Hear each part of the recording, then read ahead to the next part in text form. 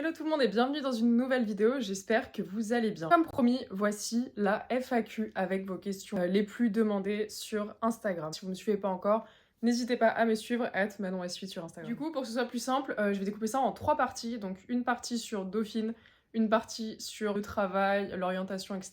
Et une partie sur Montréal, l'expatriation, le Canada. On va commencer par Dauphine, parce que je sais que c'est un sujet qui vous intéresse beaucoup. Parfois j'essaye de faire des vidéos qui sortent un petit peu du contenu Dauphine, mais je sais que c'est quand même l'un des trucs que vous préférez. Ce que je peux comprendre d'ailleurs, parce que c'est vrai qu'on a vraiment besoin d'être aiguillé dans nos études, et ça fait toujours du bien d'entendre quelqu'un qui a vécu ce qu'on vit, qui a traversé nos questionnements, etc.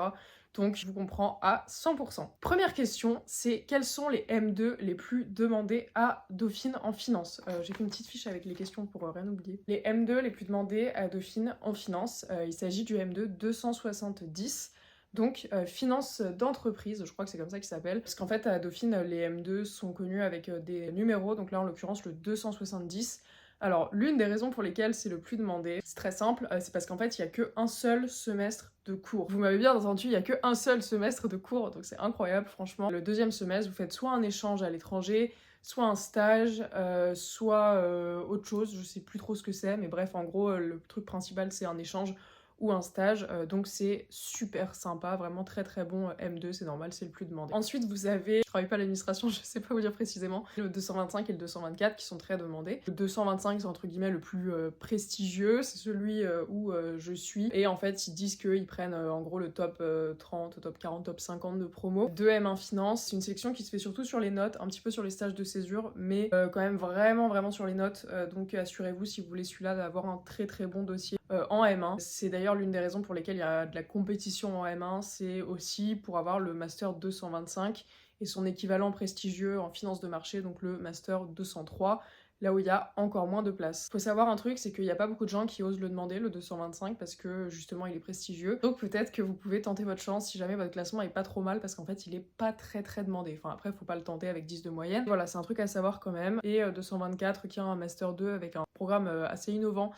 tourné sur la blockchain, mais également financement à impact, etc. Donc c'est quand même un master qui est intéressant si c'est des thématiques qui vous plaisent. On enchaîne avec la deuxième question, donc quelle est la matière la plus importante en M1? La matière la plus importante en M1, il n'y en a pas qu'une seule, en fait ça marche par bloc, bloc fondamental, bloc optionnel et tout. Et en fait vous avez donc au S1 et au S2 un bloc fondamental avec 3 matières, et un bloc fondamental avec 3 matières également au deuxième semestre. Ce bloc là qui est le plus important, c'est surtout sur ça que va se faire le classement. Quel a été le plus dur en master en finance? Alors, le plus dur en master en finance, je dirais que c'est quand même un master qui demande énormément d'investissement personnel, parce qu'il faut vraiment y dédier beaucoup de temps si jamais vous voulez performer, atteindre le top promo et tout. Ça demande beaucoup de motivation, beaucoup de volonté, et c'est peut-être difficile pour certains de vraiment s'accrocher à un truc sur le long terme, donc faut être sûr de vraiment bien le vouloir, parce que sinon c'est encore plus compliqué. Comment t'as fait pour survivre? Rien que la L1, c'est la mort. Ouais.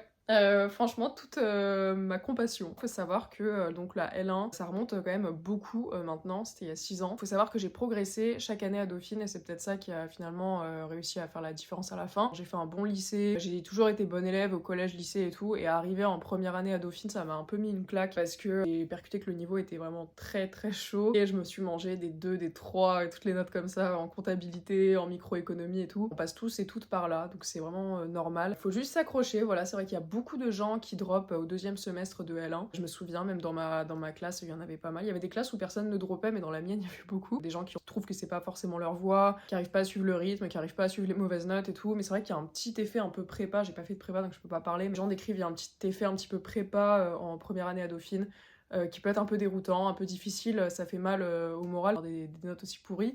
Et surtout, c'est pas top à long terme pour les dossiers États-Unis, Canada et tout. Bah, en gros, si vous avez 3 sur 20, bah, ça la fout vraiment mal.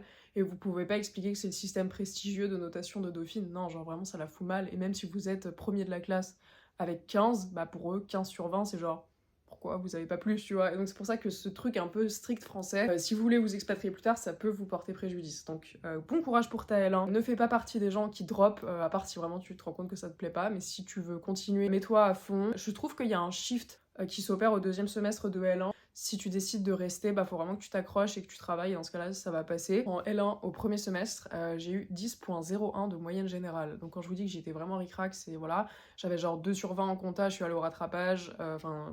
un drame. Gardez espoir, ça va s'améliorer avec les années. Moi j'ai gagné des points au fur et à mesure chaque année. On finit par progresser, par y arriver. Et ce qui est important, c'est vraiment sa progression et pas de là où on part. Quel est le bilan du M2 que tu as fait? Alors, j'ai pas encore fini, j'aimerais bien, mais j'ai pas encore fini le M2, donc j'ai fait un seul semestre, donc du M2 225. Alors, mon avis, je vous le donnerai en fin d'année, parce que c'est là où je pourrais vraiment plus témoigner, et surtout, sachez qu'il est biaisé parce que je m'expatrie, enfin je me suis expatriée et je vais me réexpatrier, et donc j'ai l'avis de quelqu'un qui ne reste pas en France, mais c'est un Master 2 fantastique si jamais vous voulez travailler en France parce que ça vous donne accès à tout un réseau d'entreprises parce qu'en fait il y a beaucoup de rencontres avec des entreprises. Ça va vraiment vous permettre de développer votre réseau, peut-être de trouver un job comme ça et tout. Par contre, ça manque cruellement d'ouverture à l'international. Il n'y a aucune matière, je dis bien aucune, qui est dispensée en anglais. Je trouve ça vraiment dommage. Même en M1, il y avait des matières en anglais. Moi, j'ai pris tout un semestre en anglais au M1. C'était un très bon choix d'ailleurs. C'est vrai qu'il y a vraiment un cruel manque d'ouverture à l'international. Donc si jamais vous voulez rester en France, fantastique master, je vous le recommande de fou. Ça vous donne un réseau,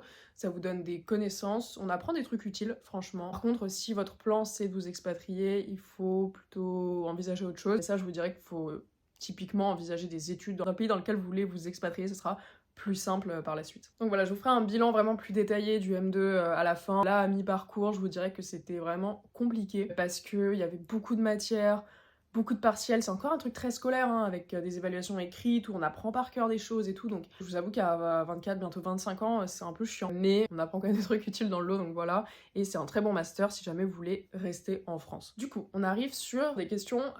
Peux-tu nous récapituler ton parcours? Alors je vais vous faire ça très rapidement. J'ai fait ma L1 à Dauphine. J'ai d'abord fait un bac scientifique sur SVT, je sais pas si ça se sert. Bref. Ensuite, j'ai fait ma L1 à Dauphine en LSO, ma L2 à Dauphine en LSO, une L3 MGO, donc gestion à Dauphine. Là, c'est là que c'est avéré le petit changement un peu marrant, c'est qu'en gros, il fallait valider des prérequis pour pouvoir avoir le master finance. Moi, j'avais validé 2 prérequis sur 3 et c'est pas passé. Du coup, j'ai dû faire un master marketing et stratégie. J'ai fait 1 an de master marketing et stratégie. Avec du recul, je vous dirais que c'était une année sympa. Voilà, c'était une année sympa. Les gens étaient sympas, il n'y avait pas de compétition. Il y avait une promo composée à 95% de filles, donc c'est vrai que ça change un peu la dynamique. Ça m'a quand même, entre guillemets, fait perdre 1 an, même si j'ai appris des trucs. J'ai repassé le prérequis et je suis arrivée en master finance, en master 1 l'année suivante. J'ai validé mon master finance. Je suis partie en année de césure, donc à Montréal, un stage en private equity, un stage en venture capital et ensuite là me voilà en M2, donc 225 à Dauphine, et je travaille toujours en venture capital. À côté de Dauphine, une alternance qui n'alterne pas. Voilà, l'individu est fatigué. Comment trouver un job à l'international? Alors, j'ai 2 réponses. La première, c'est de la même manière que vous trouveriez un job en France, à savoir LinkedIn et envoyer votre CV. Donc LinkedIn, vous contactez des gens pour des coffee chats, vous parlez et envoyez votre CV, répondez à des offres parce que sur un malentendu, ça peut marcher comme ça aussi. Deuxièmement, ça peut être d'envisager les offres de VIE. Je sais qu'il y en a quand même pas mal. Alors oui, c'est sélectif, mais bon, si vous avez un bon dossier, ça devrait pouvoir le faire. En tout cas, moi, j'ai eu réponse en l'occurrence pour une offre de VIE. J'ai pas accepté parce que j'ai autre chose à côté, mais j'ai eu une offre donc pour un VIE, donc comme quoi avec Dauphine, ils connaissent à peu près Dauphine en général, vu que c'est des entreprises françaises. Et voilà, ça peut être une option le VIE que je vous invite à tenter, à essayer. Il faut candidater en ligne donc. Mais en fait, il faut vraiment beaucoup contacter de gens, beaucoup envoyer de CV. Aujourd'hui, comme vous le savez, le marché du travail est très compliqué, donc il faut vraiment y aller à la quantité. Faut envoyer beaucoup, contacter beaucoup, tout en restant bien sûr sélectif, mais vous voulez pas non plus bosser n'importe où, mais voilà, faut vraiment envoyer énormément de candidatures pour trouver quelque chose, donc je vous souhaite bon courage, mais c'est absolument pas impossible de trouver un stage ou un job à l'étranger, faut juste peut-être un peu plus s'accrocher que pour la France. Tu veux travailler dans quoi? Donc moi je travaille en venture capital, n'hésitez pas si vous avez des questions sur le VC, c'est avec plaisir pour répondre. J'ai fait un vlog de ma vie en VC quand j'étais à Montréal, donc... Ensuite, donc au niveau de Montréal et de l'expatriation, dernière partie. Est-ce que Dauphine nous aide à trouver un stage à l'étranger? Non. Non, bah non, bien sûr que non. Donc il y a Dauphine Job Teaser qui est une sorte de plateforme dans laquelle il y a des offres. et de temps en temps à l'étranger, mais ne misez pas sur Dauphine pour vous aider à trouver un stage, ni pour vous aider à trouver un stage à l'étranger, parce que c'est quand même vraiment pas par là que la plupart des gens trouvent. Je sais que j'aurais jamais eu mes stages en comptant sur Dauphine. Donc non, il va falloir compter sur vous et votre clavier. Ensuite, au niveau du logement, comment est-ce que ça se passe? Ça, c'est soit vous faites une colocation. Moi, je sais que je suis vraiment pas faite pour faire ça, mais vous pouvez faire une colocation, ça va vous permettre d'économiser des sous. Soit vous habitez seul, et du coup, moi, j'ai trouvé mon appartement en ligne sur une plateforme qui s'appelle Centris, donc au Canada, c'est assez important. J'ai fait une visite virtuelle et j'ai signé avant, virtuellement quoi, donc c'est comme ça que ça s'est passé. C'est toujours mieux d'être sur place et de faire des visites, mais bon, parfois vous n'avez pas le temps ou vous n'avez pas les sous de venir avant ou quoi. Vous pouvez aussi faire une colocation. Au Canada, c'est quand même pas mal fréquent, les gens qui trouvent aussi sur les trucs related à Facebook. Nous, ça nous paraît un peu bizarre en France, mais voilà. Faut que vous vous demandiez si vous voulez faire une colocation ou habiter seul. Au niveau de la nourriture, comment ça se passe? Franchement, pareil qu'en France, je comprends pas trop la question. Non, mais ouais, pareil qu'en France, vous nourrissez comme vous avez l'habitude de vous nourrir. C'est vrai que Montréal, la nourriture est plus chère, les fruits et légumes sont plus chers. Faut avoir des petites astuces, typiquement aller dans des trucs pour acheter en gros comme à Costco, où on achète des gros sacs de riz, des gros sacs de pâtes et tout comme ça, on en a pour longtemps. C'est vraiment une bonne manière de continuer à se nourrir sainement, pas se ruiner. Au niveau des relations sociales à l'étranger, comment est-ce que ça se passe? Moi, je me souviens très bien du premier soir que j'ai passé seule à Montréal et que genre je marchais dans la rue et j'étais en mode ah putain, ça y est. Un petit moment de réalisation, tu sais, oh putain, ça y est, je suis à l'autre bout du monde, je connais quasiment personne, je suis en mode parce que, en fait, c'est pas du tout pareil de faire un échange universitaire et de faire un job ou un stage à l'étranger. Parce que dans un échange universitaire, vous avez les autres élèves qui sont potentiellement vos amis. Alors que quand c'est un travail, vous connaissez vraiment personne et ça peut être compliqué de se faire des amis. Petit tips, mis à part être ami avec vos collègues tout simplement ou avec les gens des bureaux d'à côté parce que c'est quand même plus naturel. Vous pouvez aller à la salle de sport si jamais vous allez de base à la salle de sport et commencer à parler à des gens. C'est un bon moyen de se faire des amis. Au Québec, les gens sont quand même assez sociables. C'est plus facile d'aller vers les gens au Québec qu'en France, je trouve. Donc c'est plus facile de se faire des amis. Enfin, c'est quand même assez difficile quand on est loin de ses repères, mais ça peut être vraiment enrichissant, au contraire, de sortir de sa zone de confort et de rencontrer des nouvelles personnes. Donc, ne vous en faites pas, vous allez rencontrer des gens, même à l'étranger, voire plus, parce qu'en fait, vous allez être seul, donc vous êtes un peu obligé de donner des liens pour ne pas passer genre tous vos week-ends 100% seul, même si de temps en temps, ça peut être sympa. Dernière question, France ou Canada? Concrètement, Canada, parce que beaucoup de choses, même si j'aime beaucoup la France et j'y ai passé 24 ans, il y a vraiment énormément de points positifs en plus du côté Québec qui m'ont attiré et qui m'attirent toujours et dans lequel je me sens mieux. Et je vais vous en citer les principaux. Déjà au niveau du mood, c'est vrai que je me sens tellement mieux là-bas. Au niveau santé mentale et tout, ça n'a rien à voir, vraiment, parce que les gens sont beaucoup plus positifs. C'est vrai qu'à Paris, il y a une espèce de poids, déjà le ciel il est gris tout le temps.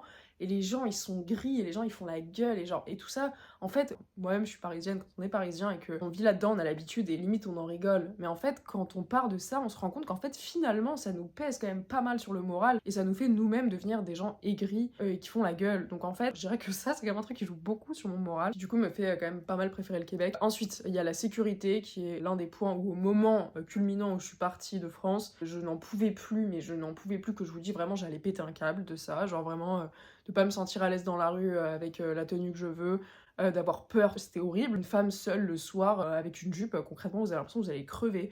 Donc ça, il n'y a pas ça à Montréal, il y a des zones où on se sent pas à l'aise, mais on se sent quand même globalement beaucoup plus à l'aise qu'à Paris. Donc ça, c'est un game changer pour moi. C'est de pouvoir m'habiller sans avoir peur à droite à gauche des regards tout le temps, pouvoir traverser une ruelle sans avoir peur pour ma vie, ce qui est pas normal d'ailleurs, hein. On devrait pas se barrer à cause de ça, mais bon, écoutez, moi je pense pas que je vais réussir à faire changer les choses. Je préfère partir et me sentir mieux ailleurs. En tant que femme, vous êtes beaucoup plus épanouie là-bas. Franchement, déjà, ces deux raisons-là, pour moi, c'est assez, mais ensuite, ça va paraître con, et peut-être que je dirais autre chose dans 5 ans, mais la météo, oui, il fait froid, oui, il y a de la neige, mais la neige, c'est utile, contrairement à la pluie. La neige, on peut skier dessus, on peut faire de la luge, on peut s'amuser. La pluie, non. Et en fait, genre, c'est con, mais c'est vrai que la pluie, moi, il pleut tout le temps à Paris. Genre, là, depuis novembre, il pleut tout le temps. Et moi, ça m'atteint un peu le moral. Le froid, vous êtes juste bien couvert et ça passe. Donc, ouais, je dirais ça. Il y a énormément de spots de bouffe super sympas. Les gens sont beaucoup plus ouverts, beaucoup plus sympas. Le monde du travail, rien à voir. Beaucoup moins de hiérarchie très stricte. Je pense que ça fait vraiment une différence. Que des avantages, enfin il y a des inconvénients aussi, mais beaucoup d'avantages qui font peser la balance du côté Québec. Donc voilà ma réponse. Écoutez, j'espère que cette petite FAQ vous a plu. N'hésitez pas si vous avez d'autres questions. Si vous avez aimé la vidéo, lâchez un like. Je vous fais des bisous. Salut!